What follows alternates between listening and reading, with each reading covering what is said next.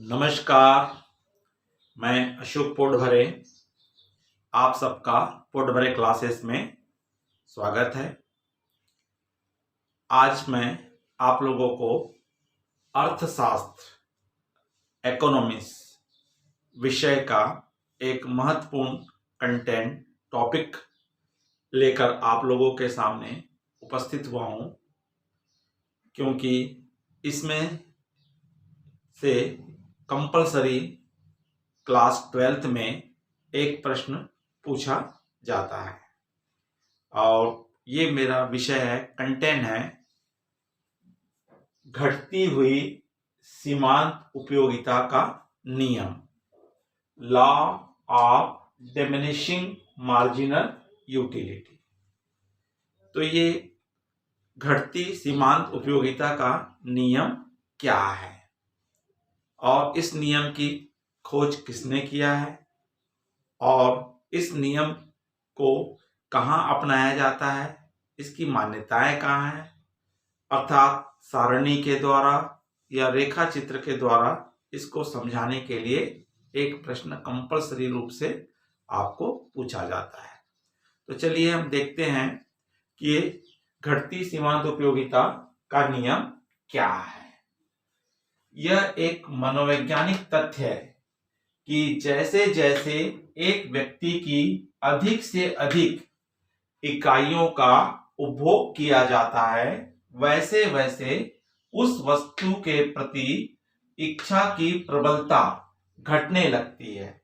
अर्थात यदि उपभोक्ता एक वस्तु का लगातार उपभोग करता है तो प्रत्येक अतिरिक्त इकाई से उसे मिलने वाली सीमांत उपयोगिता घटती जाती है और संतुष्टि घटते घटते एक ऐसी स्थिति तक पहुंच जाती है जहां सीमांत उपयोगिता क्या हो जाती है, शून्य हो जाती है। और ऐसी स्थिति में भी यदि उस वस्तु का उपभोग किया जाता है तो सीमांत उपयोगिता ऋणात्मक हो जाती है। इसे ही घटती सीमांत उपयोगिता कहा जाता है। अर्थात हम ये कह सकते हैं कि एक मनोवैज्ञानिक तथ्य है कि कोई भी व्यक्ति अगर भूखा है, अगर उसको भूख लगी है और उस स्थिति में चाहे हम रोटी का उदाहरण ले सकते हैं, चाहे हम केले का उदाहरण ले सकते हैं या फल का, सेब का उदाहरण ले सकते हैं, ऐसे किसी भी हम उपभोग करने वाली वस्तु को हम एग्जाम्पल के रूप में लेकर के देख सकते हैं कि किस प्रकार व्यक्ति को संतुष्टि प्राप्त होती है। तो प्रारंभ में कभी भी हम अगर कोई पहली वस्तु का उपभोग करते हैं, जैसे मान लीजिए एग्जाम्पल के रूप में हम रोटी का एग्जाम्पल ले, अगर जैसे ही हमें बहुत जोर से भूख लगी है और जैसे ही हम पहली रोटी खाते हैं हमको उसकी संतुष्टि मिलती है।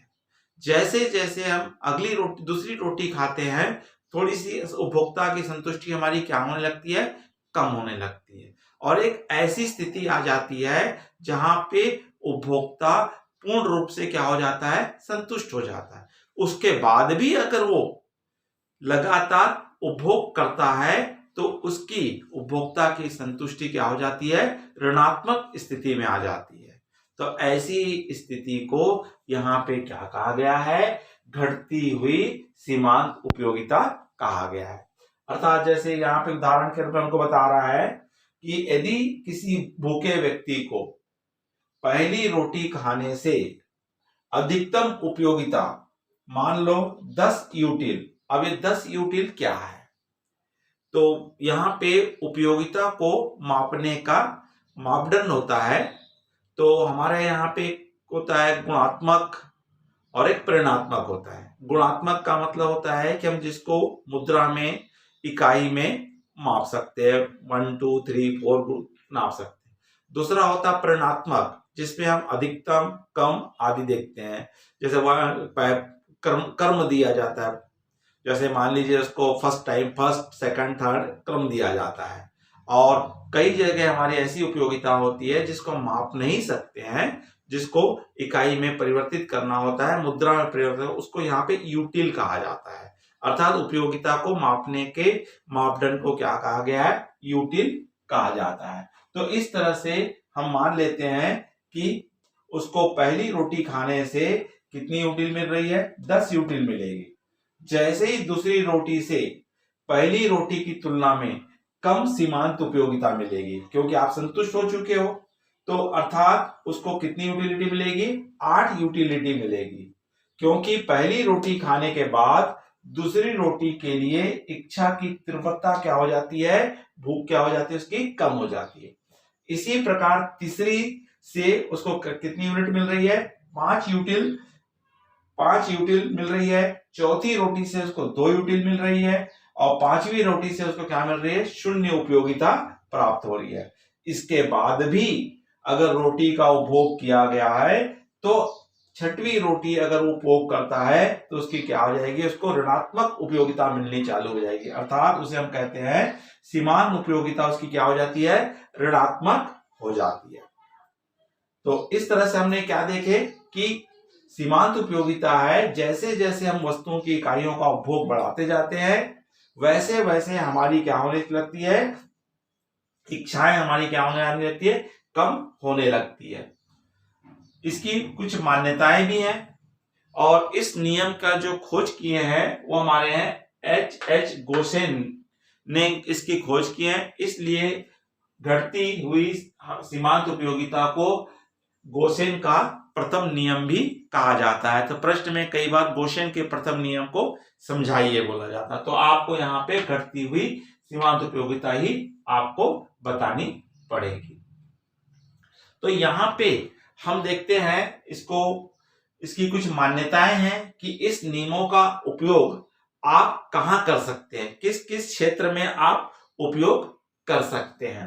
तो जैसे जैसे हम इसको उपयोग करते हैं हम यहाँ पे, वैसे वैसे हमको क्या होते जाता है, यहाँ पे उपयोग। तो मान्यताएं हैं, क्योंकि कभी भी अर्थशास्त्र के ऐसे कई सारे नियम हैं जिसके लिए अगर आपको नियम का उपयोग करना है तो ऐसी स्थिति होती है कि हर जगह वो नियम लागू नहीं होता है, उसके लिए कुछ शर्तें होती है, कंडीशंस होती है, मान्यताएं होती है।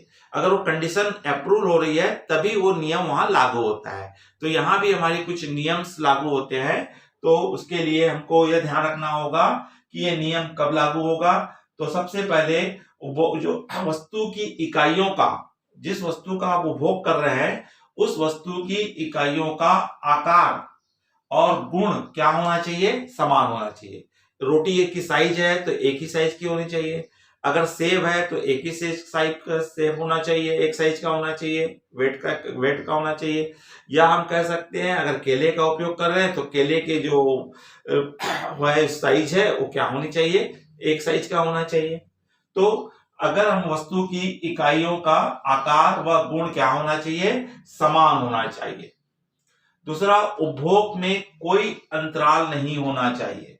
मतलब अगर आप उस वस्तु का उपभोग कर रहे हैं तो अगर मान लीजिए आपने पहले रोटी खाए, उसके बाद 1 घंटा वेट किए, फिर एक दूसरी रोटी खाए, तीसरे फिर आधा घंटा वेट किए, तो वह उसमें आपको ये नियम लागू नहीं होगा। आप अगर उस वस्तु का उपभोग कर रहे हैं तो उपभोग क्या होना चाहिए, लगातार कंटिन्यूस उपभोग होना चाहिए।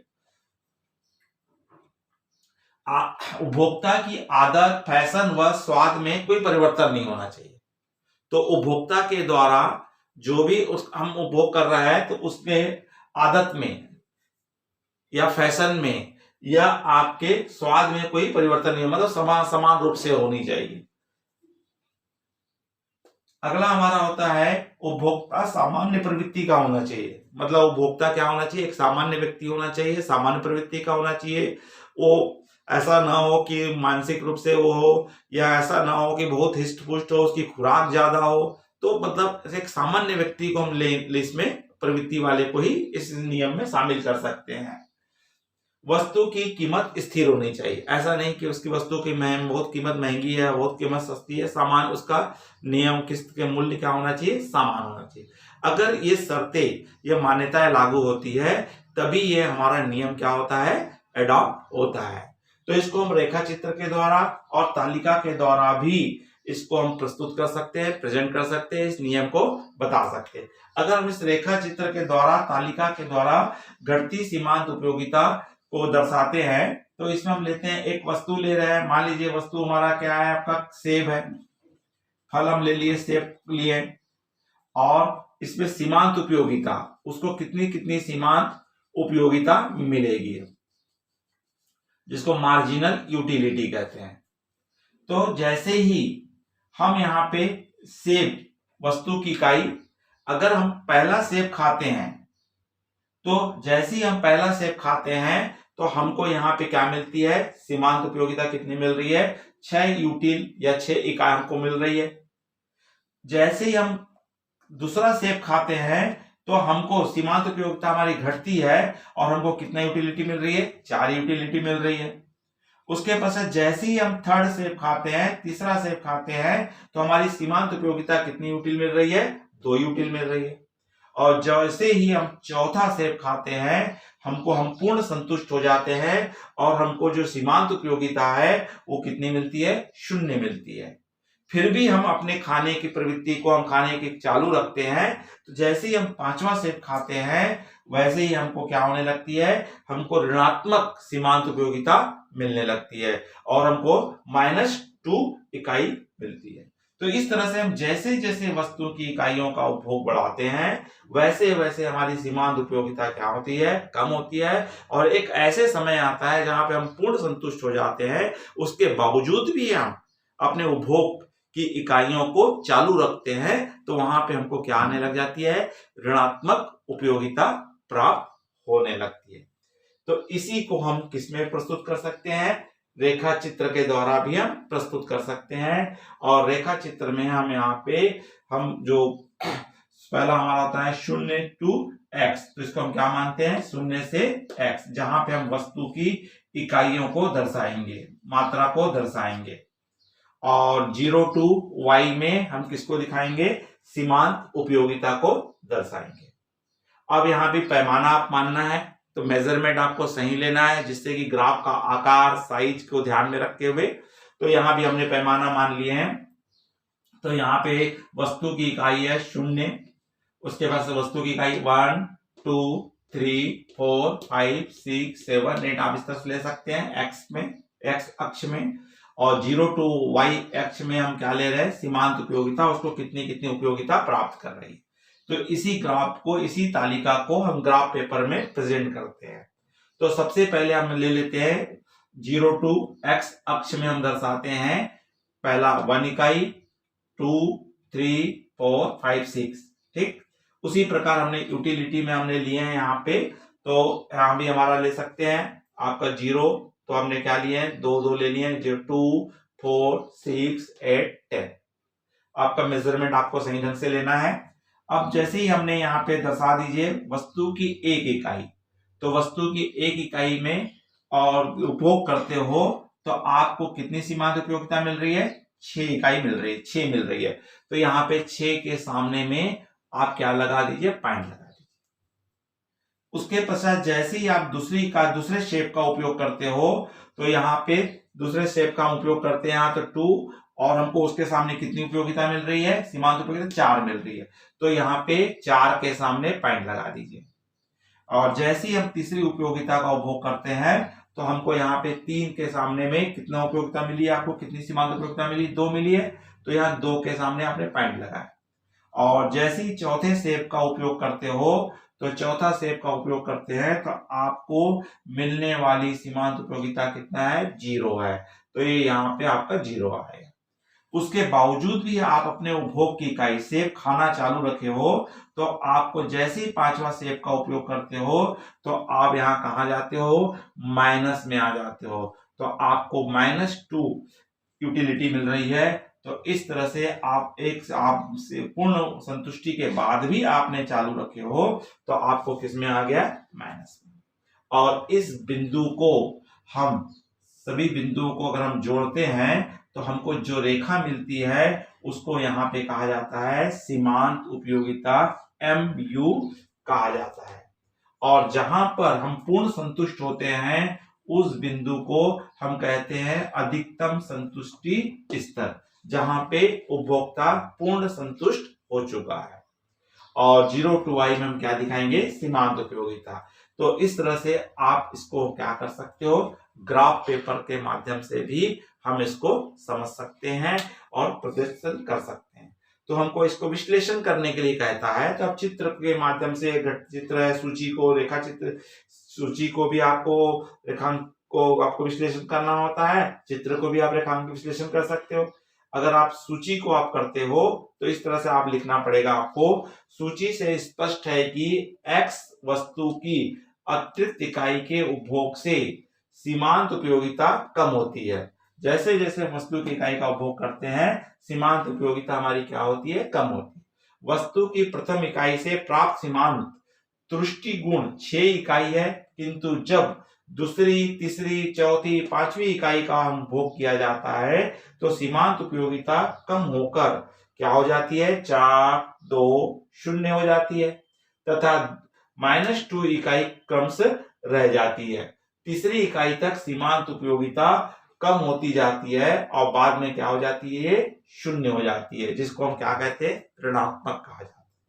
अगर ग्राफ पेपर को दर्शाना है तो आपको बताना पड़ेगा, चित्र प्रकट करता है कि ज्यों-ज्यों उपभोक्ता अतिरिक्त वस्तुओं का उपभोग करता है तो उनसे मिलने वाली सीमांत तुष्टि गुण कम होती जाती है। और MU वक्र, इसको क्या कहा जाता है, MU वक्र कहा जाता है, इसलिए ऋणात्मक ढाल वाला बना होता है। वह बिंदु पर सीमांत तुष्टि गुण 0 हो जाती है। तो यह प्रकट करता है कि यह उपभोक्ता को कुल उपयोगिता अधिकतम मिलती है। यदि हमें एक और वस्तु का उपभोग करते हैं तो हमको सीमांत तुष्टि गुण क्या हो जाता है, ऋणात्मक मिलना चालू हो जाता है। तो इस तरह से हम किसको, घटती हुई सीमांत उपयोगिता या बोसेन का नियम को हम एक रेखा प्रश्न में हमको बोलता है कि इसको समझाते हुए रेखा चित्र प्रस्तुत कीजिए, तो आपको प्रस्तुत करना होगा, या आपको सारणी के माध्यम से बोलेगा तो सारणी के माध्यम से आप प्रस्तुत करेंगे। तो इस तरह से हम इस नियम को समझ सकते हैं। अगर ये वीडियो अच्छा लगा होगा तो लाइक कीजिए, अपने अधिक से अधिक मित्र साथियों को शेयर कीजिए। अगर आप इस चैनल में नए हैं तो आप अवश्य सब्सक्राइब कर दीजिए, जिससे कि मैं अगले वीडियो बनाऊं तो आपको तुरंत इसकी सूचना मिल सके। नमस्कार।